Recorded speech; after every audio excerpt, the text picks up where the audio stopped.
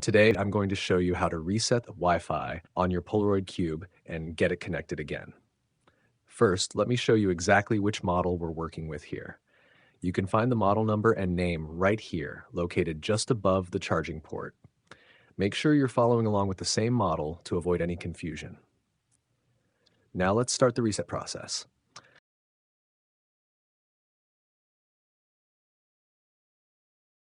Hold down the power button to turn on your cube.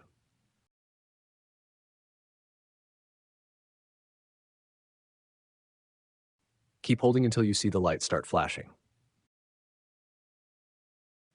Next, look for this small Wi-Fi button. You'll see it has the Wi-Fi symbol right on it. Hold this button down for about 5 seconds.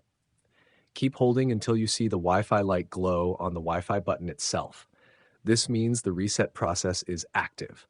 Now hold the power button again to complete the reset and exit from reset mode.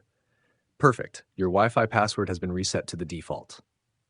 The default password is 1, 2, 3, 4, 5, 6, 7, 8, 9. And that's it. Your Polaroid Cube Wi-Fi is now reset and ready to connect.